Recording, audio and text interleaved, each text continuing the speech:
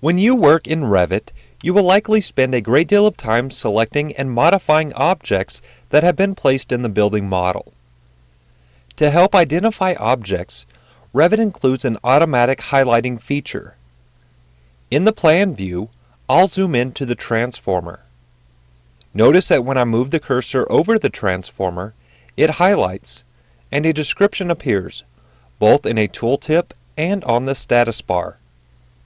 If I click to select the object turns blue so that I can see that it's been selected.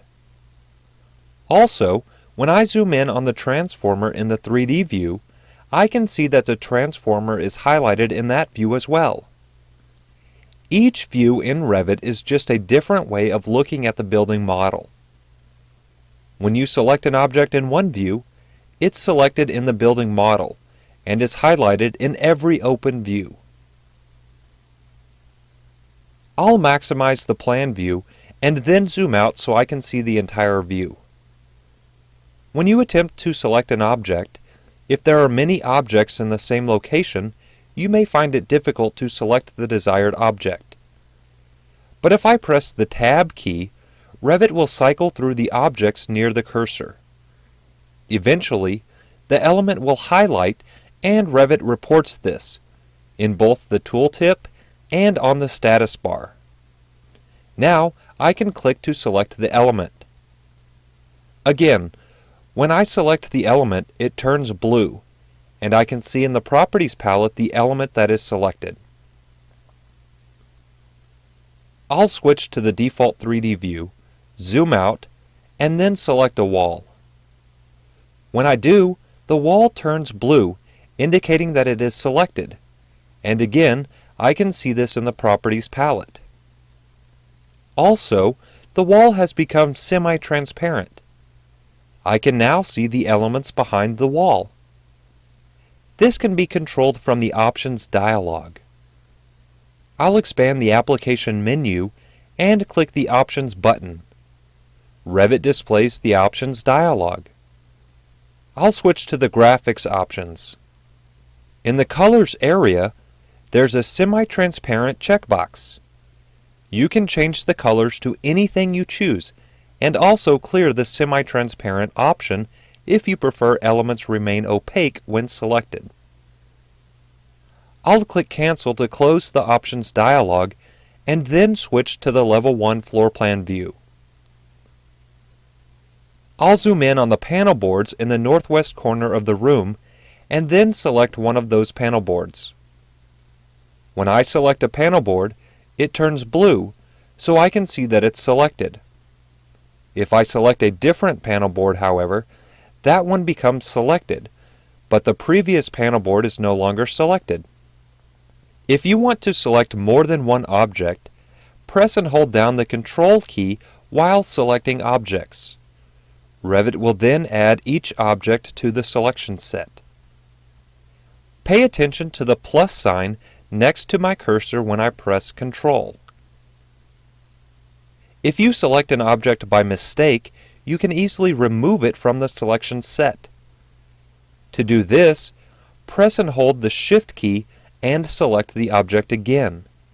When you click on an object while pressing the Shift key, the object is deselected. Pay attention to the minus sign next to my cursor when I press Shift. There are also a number of other ways to select objects. If you click and drag the cursor, you can select objects using a window or a crossing window. If you click and drag from left to right, Revit uses a selection window. Only the objects entirely inside the window will be selected. Objects outside the window or crossing the window border will not be selected. So I can select only the panel boards and not the walls. If you click and drag from right to left, however, Revit uses a crossing window. Objects entirely inside the window or crossing its border will be selected.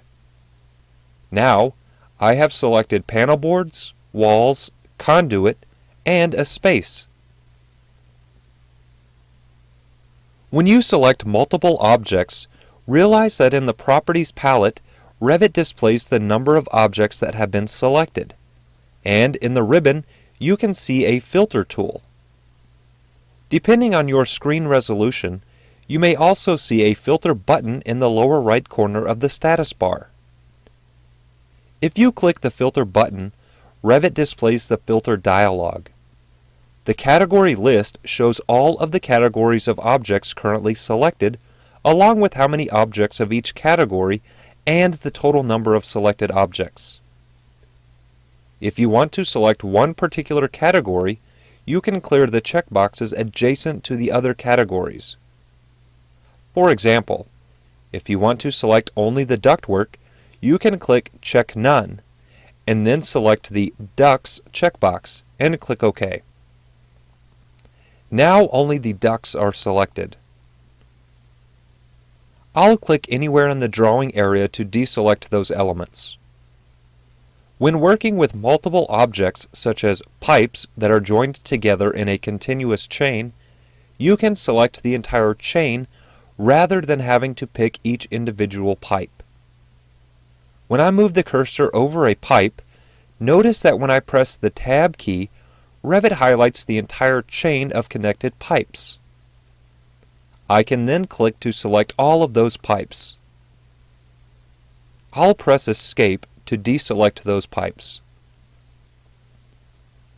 After selecting objects to modify and making changes, if you haven't selected any other objects, you can reselect the same objects again by either pressing the Control key and the left arrow key on the keyboard, or by right-clicking and choosing Select Previous from the shortcut menu. And also, if you select a single object, you can quickly create another object just like it by either clicking the Create Similar tool in the contextual ribbon, or by right-clicking and choosing Create Similar in the shortcut menu.